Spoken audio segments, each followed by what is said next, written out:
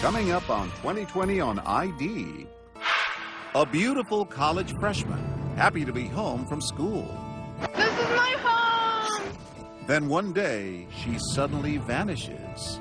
We looked everywhere, then we called the police. As hundreds searched, police find few clues. What they found was just a pair of flip-flops. And across the country, another college beauty leaves her dorm and never returns. You found her car, she was in an accident. She's there, where is she? Two missing girls, two distraught families living with a nightmare. You couldn't be there to help her. She was all by herself. What happened to their daughters? Would they ever see them again? It's pretty much all I can think of. And I wake up thinking about it. Blind alleys, the odd stranger, a green van, clues in a double mystery, vanished, missing Coeds. Hello and welcome to 2020 on ID. I'm John Quinones. It's the job of parents to worry about their children, even after they're out of the nest. But it never occurred to the parents of college co-eds Brooke Wilberger and Mara Murray that their daughters could simply vanish. Two beautiful girls, one on the sunny West Coast, one on a snowy road in New England, linked by a mysterious fate. And as Elizabeth Vargas first reported in 2008, linked also by the families determined to find them.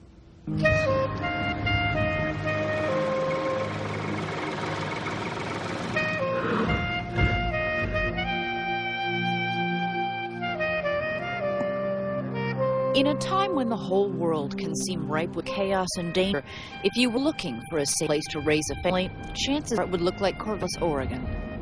Corvallis is a really family-oriented town. It's kind of the small town feel, but you have a lot of opportunities because of the university. So it's a really fun town. The town is about 54,000 people, full-time residents. A pretty nice, quiet town. The city of Corvallis is really safe, but we're also in the real world. On May 24th, 2004, that more dangerous world surfaced in Corvallis when a young college co-ed disappeared in broad daylight. What happened to Brooke Wilberger is a mystery that got national attention. The story began on the grounds of a Corvallis apartment complex managed by Brooke's sister and brother-in-law. Brooke was visiting that week and helping with the maintenance chores. At that particular time, she was actually cleaning the lampposts around the complex. When Brooke didn't show up for lunch, her sister Stephanie began to worry. Brooke's car keys and purse were in their apartment. Her car was in the lot, but Brooke was nowhere to be found. I got very nervous. We had exhausted every possibility. We had searched all of the apartments that she could possibly be working in. We looked everywhere. Then we called the police. We had received a call about 3 o'clock saying that Brooke is missing. And the sergeant called me and said, we have this 19-year-old girl who's missing, and we need you to come out. Normally, we would wait, because adults can come and go as they please, and we would normally wait to see if she showed up maybe the next day. But in this case, police action was immediate. From the very beginning, they sensed Brooke Wilberger was not the sort of young woman to disappear on her own. It was amazing to us that they acted that fast. And I think one of the reasons was when they immediately just, did a quick check. Brooke was a great kid. Police learned Brooke was one of 6 siblings in a tight-knit and devout Mormon family. She taught Sunday school and very active in the church and their social activities, and had gone to church on Sunday, and the day before she was missing. As their search began, police were also able to eliminate one usual suspect in similar cases, the boyfriend. The man in Brooke's life, Justin Blake, was off on Mormon missionary work in Venezuela. He and Brooke had dated since high school. We started going out to be my senior year, and I took her to Les Mis. And like half an hour into it, she asked if she could hold my hand. She was the brave one. And after that, we just, just turned from best friends into a little bit more. And it was just perfect, you know. We could not date until we turned 16, and Brooke dated Justin from the second she turned 16. And they were just so fun. She was just so in love with him and just really happy with their relationship. I was going to propose to her when we were getting married. We just both sort of knew what was going to happen when I got back from my mission. The news that would shatter those plans reached Justin in Venezuela, delivered over the phone by his parents. They just started crying when they heard my voice, and so I just started crying. And then my dad came on and just told me what had happened. When the news of Brooke's disappearance reached her father, Greg, a chemical engineer, he was about to leave town on business. I was in the Portland airport on a trip. They called me on my cell phone and told me that she was missing, and so I canceled my trip and got a rental car and came back here. Greg Wilberger joined the search effort for his daughter that had been organized with unusual speed. The community of Corvallis was wonderful. That first night, they had hundreds of people helping search. Our church organized it, but everyone in the community filled in, and it was just a massive effort. There were a lot of areas to search, and some of it very heavy vegetation. In fact, I remember going home at 1 o'clock in the morning, and there were still 300 people doing systematic searches of concentric circles from where Brooke was last seen. It was just phenomenal, the amount of people that we had looking for her.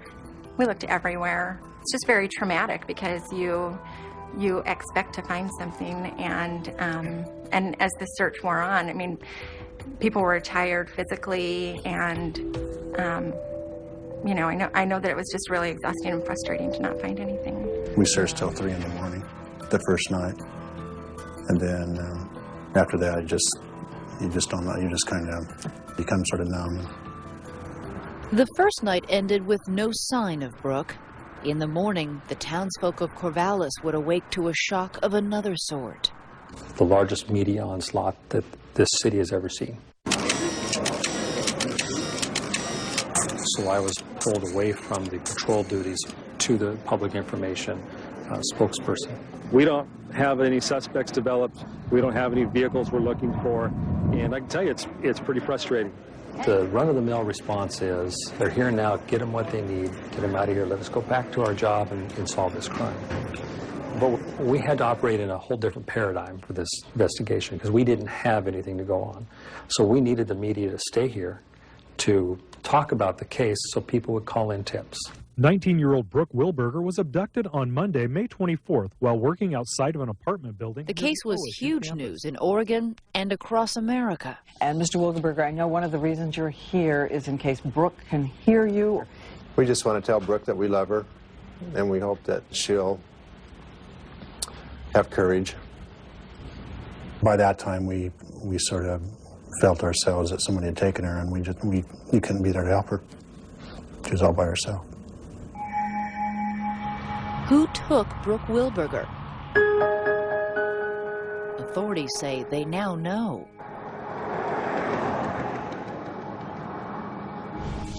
Stay with us.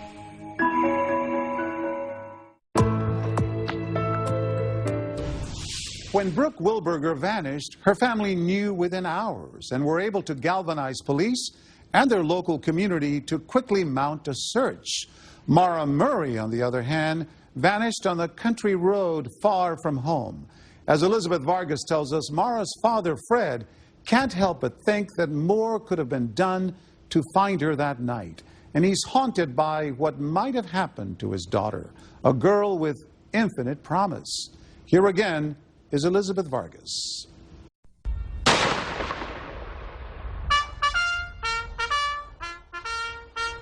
The United States Military Academy at West Point is known to accept only the best and the brightest.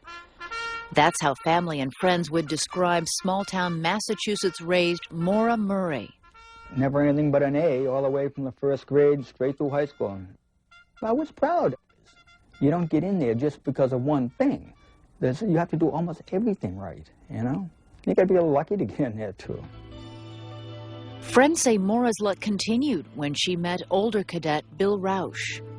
She couldn't stop talking about him, and he had given her a stuffed animal for Christmas, which she wouldn't put down, and just her face would light up every time someone mentioned his name. I'd say I probably was more the lucky one. She's so easy to really just love and to care about. She's so sweet, sincere, and adorable. Very spontaneous, adventurous, definitely just gorgeous. He said, "Mom, I've met the most phenomenal girl. I can't wait for you and Dad to come up and for you to meet her." And we fell instantly in love with her. Maura decided she wanted to study nursing and left West Point for the University of Massachusetts. Say hi.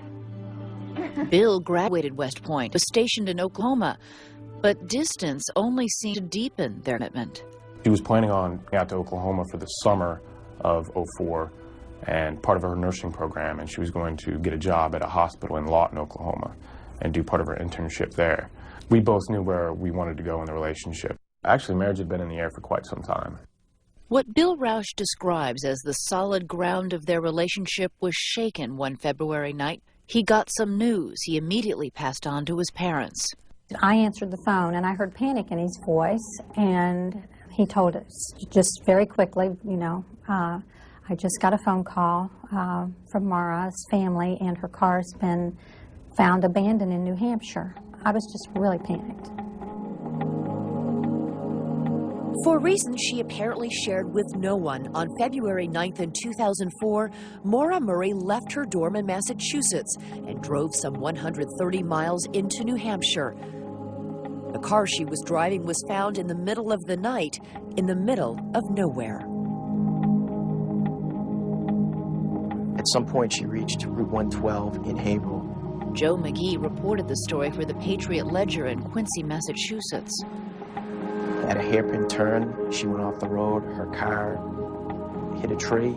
The accident was serious enough to put the car out of commission, but one from which Maura could walk away.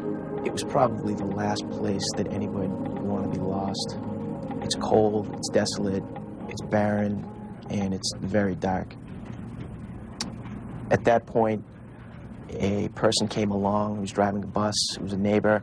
He had been taking tourists to skiing in the area that day. He asked her if she needed help. She refused. She told him that she had called AAA, that she was all set, and she had a wrecker coming.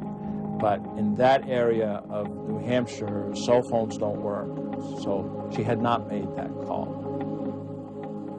In the dark of night, it's conceivable that Maura was afraid to accept a ride from a strange man in an empty bus. The last person, as it turns out, known to have seen her. Now, police have said they've questioned him continually, and they don't consider him a suspect. The bus driver and neighbors across the street from the scene both called 911 to report a young woman stranded on Route 112. About 10 minutes later, police showed up to the scene, and Maura Murray was gone. News of that night's events reached Maura's father when police called at 4 p.m. the next day. My immediate reaction when I found out that my daughter was missing was right at the edge of panic. You found her car, she was in an accident, she's not there, where is she? Where is the search now? How far have you looked now? As it turns out, there was no search. Certainly, if Maura had been a juvenile, there would have been different alerts. In this case, the initial conclusions at the scene was that Maura had probably left on her own free will. But a day and a half later, with still no sign of Maura, authorities investigated further. They brought out helicopters, ground crews to search the area, and dogs, but two things stood out. Number one, there weren't any footprints left in the snow. And number two, dogs lost her scent about 100 yards away from the scene. According to police, there were no signs of a struggle or any other evidence like that.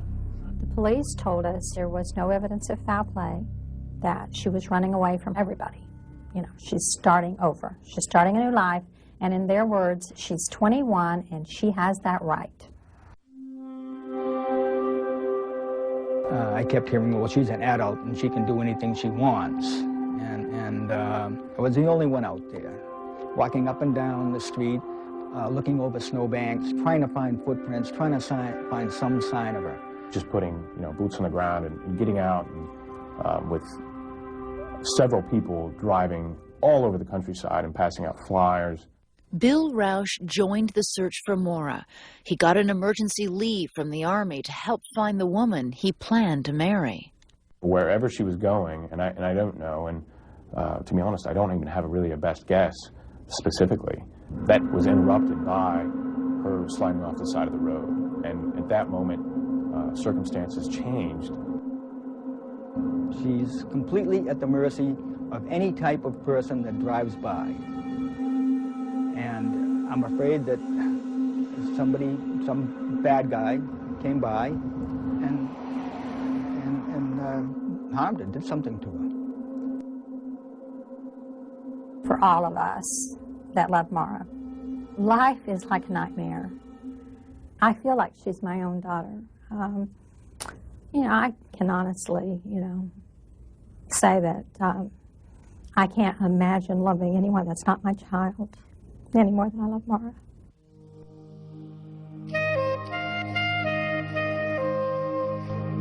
Three months later, as Maura's disappearance lingered without answers, her family saw reports of another missing young woman, this one in Oregon, Brooke Wilberger.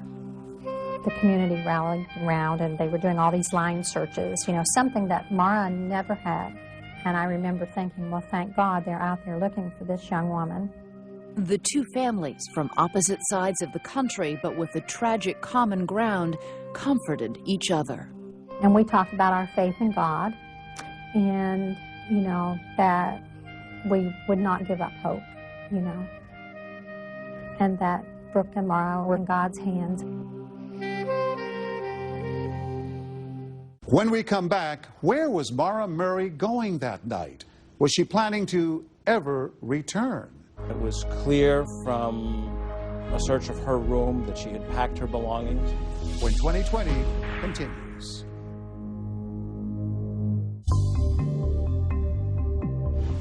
The searches for missing co-eds Brooke Wilberger and Maura Murray continue. The two families, though 3,000 miles apart, share the same hope that they will find their daughters and the same sense of shock.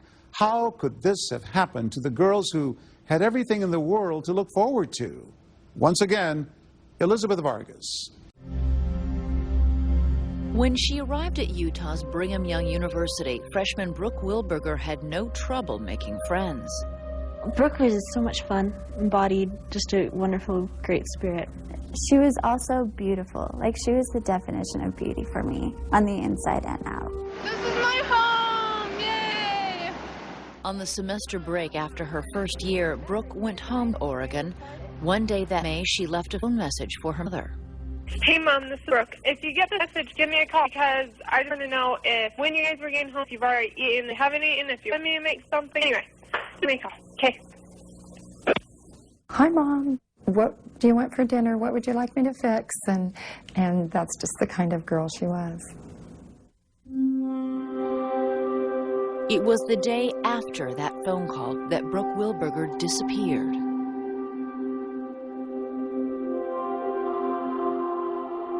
The first week was, we were just getting inundated with leads, which is exactly what we wanted. We didn't have anything else to go on, so we needed the leads. We had the hope that Brooke would come back alive. We had the hope that some lead would turn into something substantial.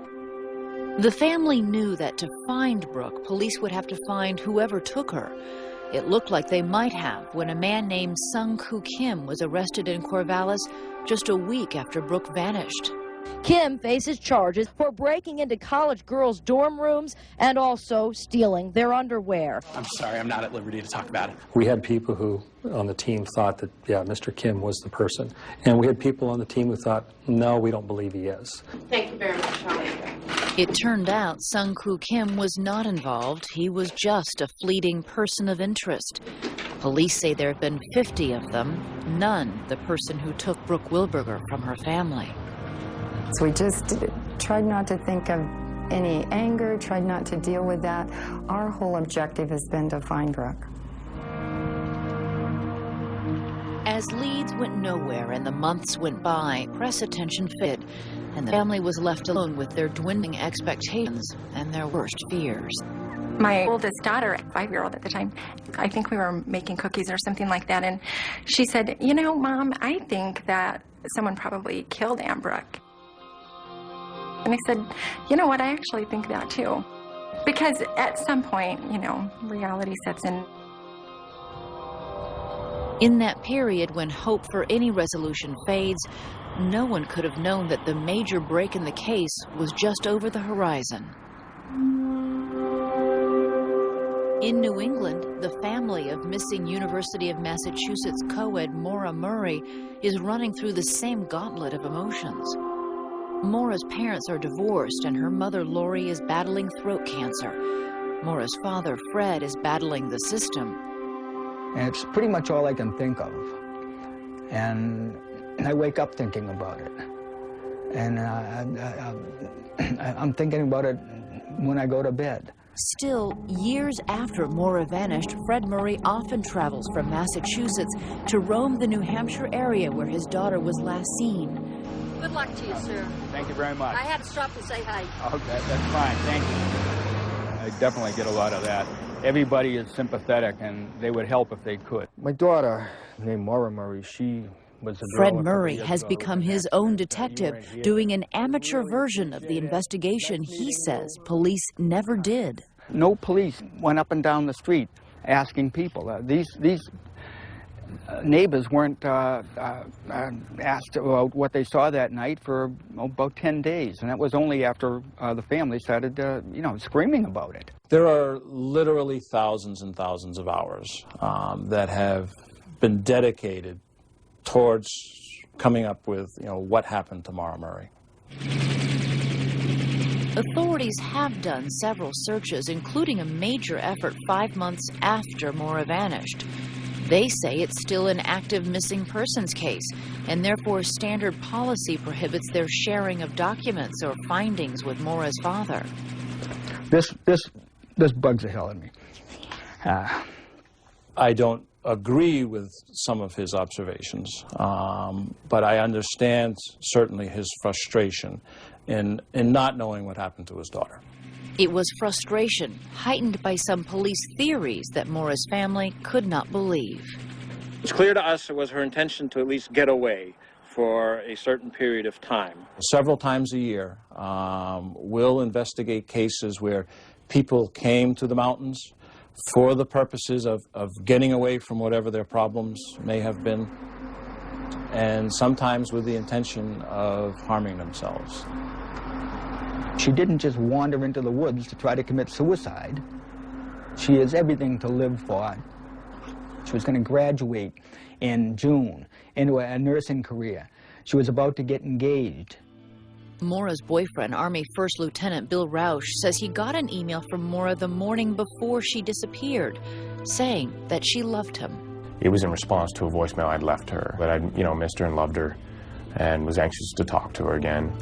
And her email was basically in a reply to that, basically saying that she loved me and that she wanted to talk, but we'd talk later.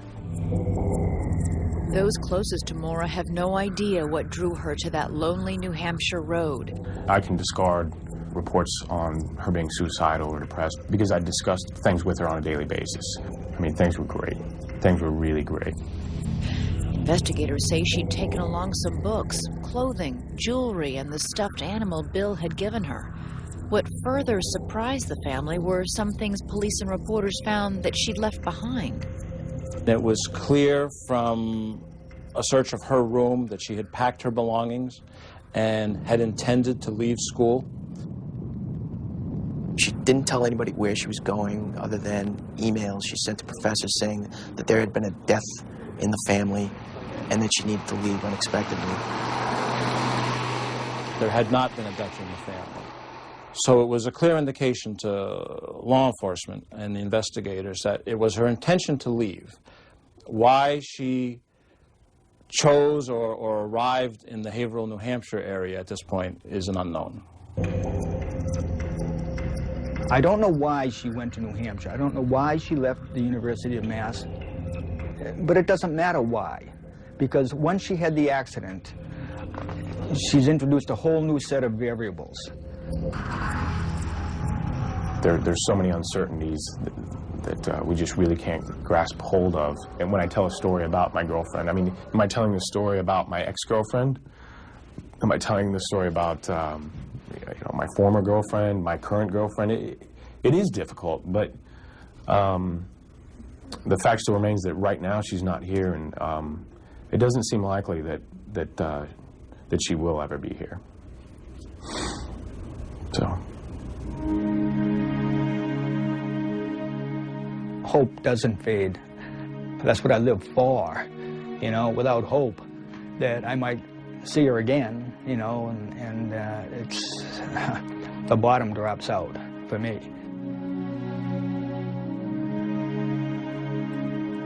When we come back, Mara's father turns up the heat on the investigation. He just basically approached the governor in the middle of a meeting. Hi, my name is Fred. He said, I want answers and I want them now. And the case of Brooke Wilberger is about to take a dramatic turn. Is anybody alive? Because police know something they haven't revealed. The operator of this type of a van may have tried to lure women or girls to the van. Stay with us.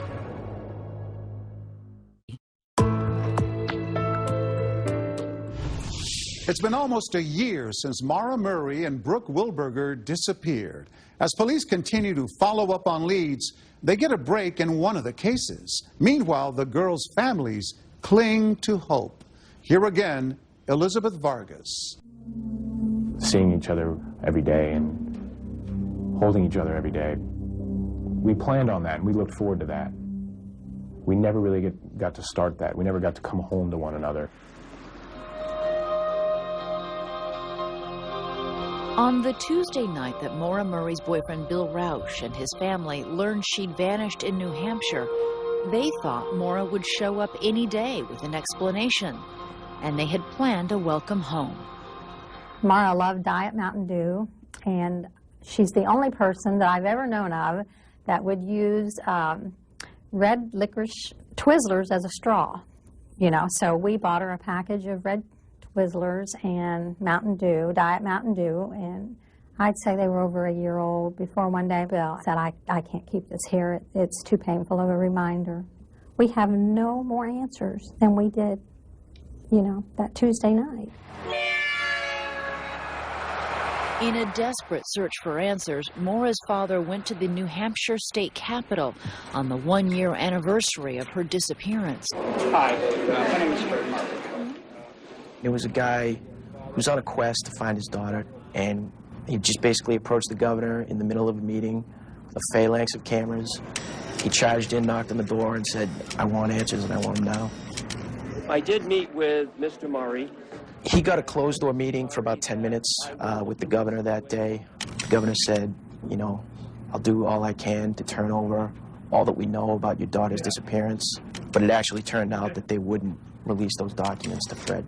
They essentially told me, we can't comment on an ongoing investigation. They won't tell me anything, they never have, and that's why I'm pleading with them. I don't think I can appeal again. I don't think there's a way to do it. But one frustrating thing here is, I mean, rumors keep coming forth. And I heard one very recently. I don't know whether the state police ever followed up on it. And without the release of the records, I don't know whether we can rule that in or out. That kills me. It kills me. What could anyone expect when their child is missing? You know, my suitcase went missing yesterday, but I was out of sorts. And because no one would help me. And if your child goes missing and no one will help you, are you supposed to stay calm? It seemed to Fred Murray that few people believed his feeling that Maura may have met with foul play, but someone who could help had been watching. I've been following the Maura Murray case since it occurred. I saw it in the newspaper, and as time went by, continued to monitor what was going on. Former police chief Tom Shamshak is part of a group of private investigators who offer pro bono help in situations that capture their interest. They took on Maura Murray's case. We offer a fresh set of eyes, and we've re-interviewed anybody who had contacted the Maura Murray site.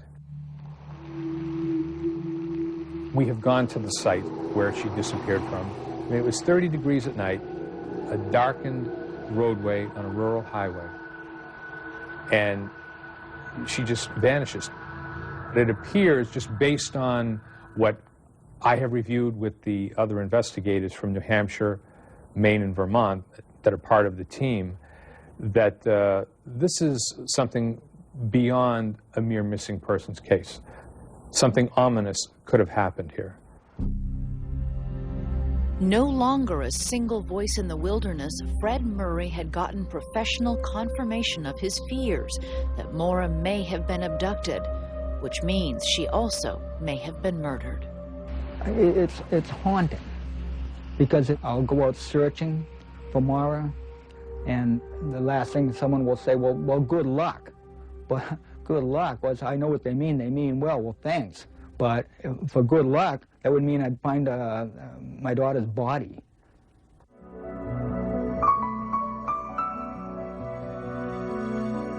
In Oregon, as the years have gone by, Brooke Wilberger's family all but accepted the likelihood she is never coming back alive. Our great hope was that we would know what happened, that we wouldn't have to go the rest of our lives without ever finding Brooke or ever knowing anything. The frustration is that you just have to wait. You can't do anything. Is anybody alive? I think we're fine. The family tried to keep interest in Brooke's case active. The family, they're here to answer your questions afterwards.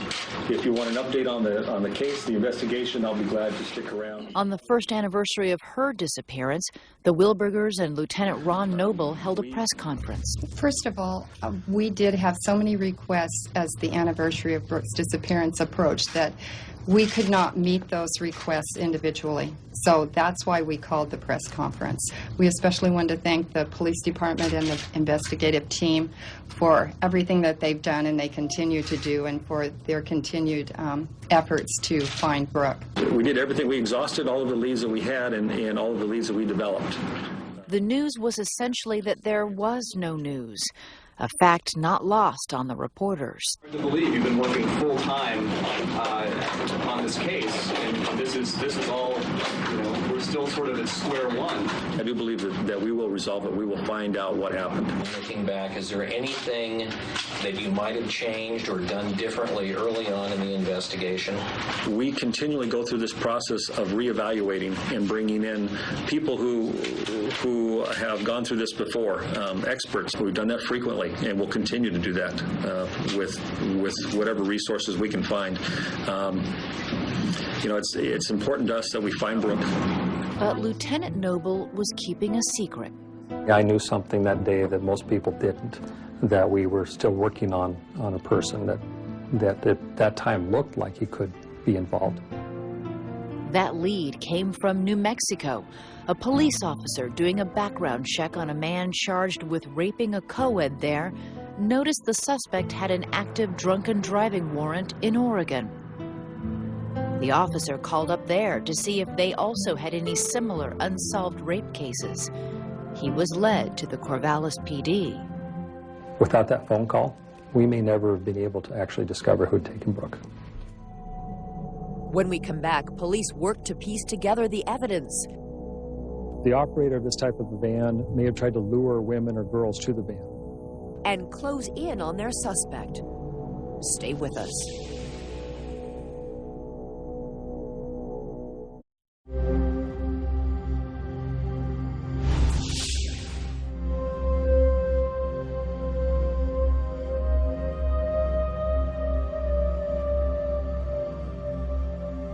Police in Corvallis, Oregon well remember the day Brooke Wilberger disappeared. It was actually a beautiful spring day in Corvallis, right before Memorial Weekend. It was a nice, quiet day, Monday morning. Police say they know a convicted sex offender was driving the Corvallis streets that day. It was the morning Brooke Wilberger set out to clean the lampposts at the apartment complex, where later the first police on the scene found little trace of her. What they found was just a pail of soapy water with cleaning materials underneath the lamppost that hadn't been cleaned yet. That and a pair of flip-flops out in the parking lot. Law enforcement now says the man who snatched Brooke from the apartment that sunny Monday may also be a serial killer who preys on blonde and blue-eyed young women. An alert on the FBI website said they were investigating the possibility that he may have killed 3 women in Oregon and assaulted 10 more in 3 states. His name is Joel Patrick Courtney, and when authorities linked him to Brooke Wilberger, he was in prison in New Mexico, awaiting trial on charges that he raped a blue-eyed blonde co-ed there. Corvallis police say the day Brooke vanished, Courtney was due to appear in court some 50 miles away on a drunk driving charge.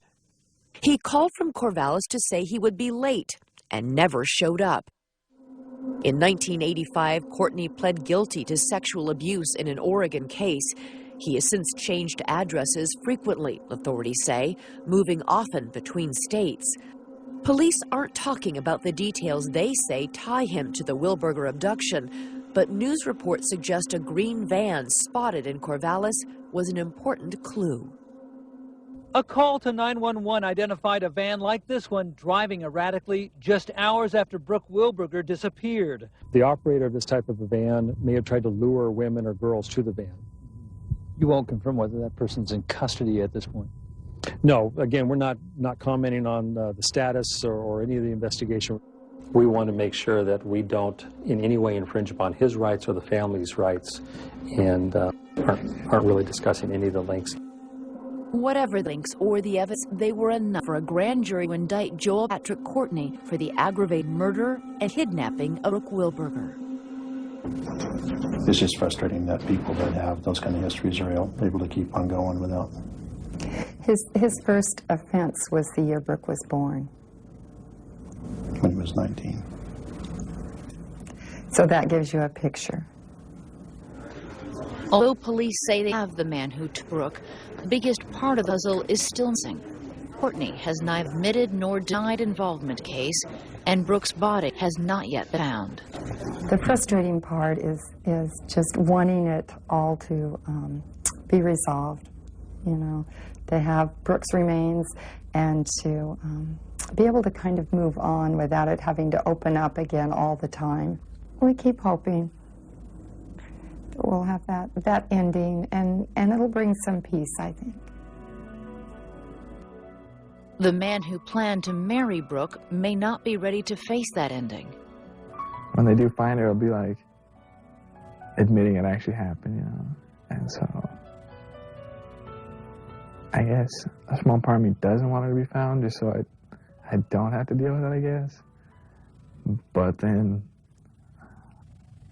it'd just be so much better if we did, you know. I really hope that the Wilbergers find out what happened to Brooke. I've got 4 children of my own daughter. This will be close to me for the rest of my life. And cases like this are life-changing to everybody, and the people's lives who are really changed are Greg and Cammie Wilberger and Brooke's brothers and sisters. We've had a lot of support, a lot of people, but there are those lonely moments when you are alone because people only understand to a degree.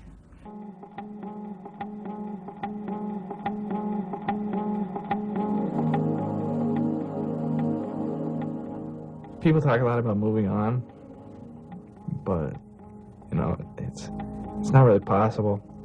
You know, I can't even think about, like, continuing all the dreams we had together, you know? And so it's like just turning and having to go a different direction. They're not moving on.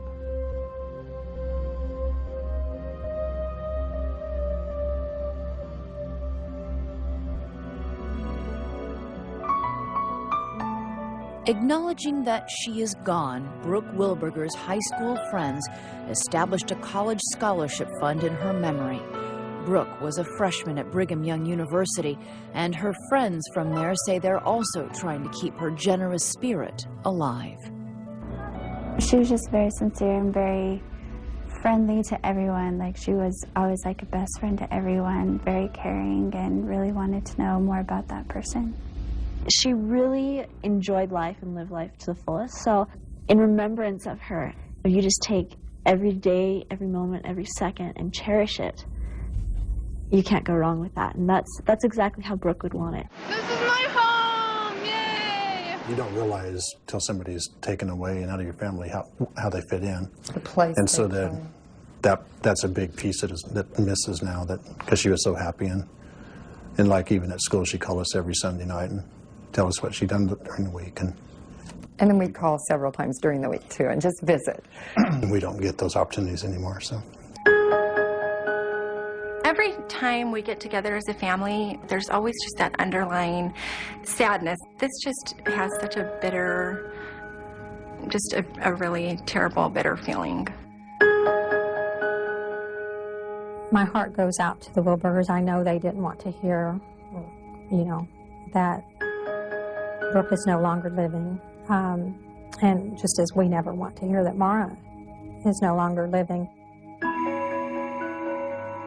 Those who love missing co-ed Maura Murray remain in a limbo where the pain is still laced with lingering expectations.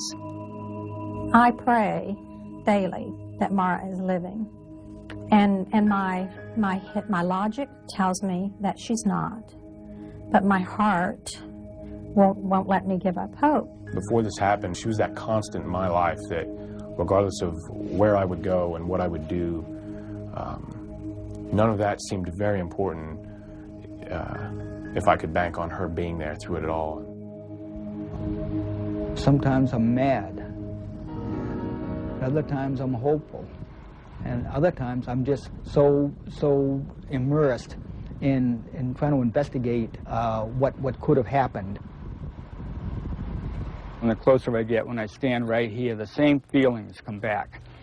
You know, the same frustration, the same what if.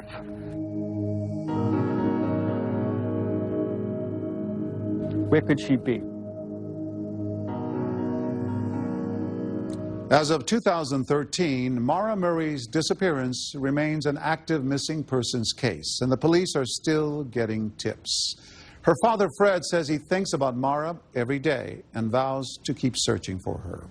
Joel Patrick Courtney was convicted of rape and kidnapping in New Mexico, but it took 5 years from the time Brooke disappeared for her parents to finally get answers.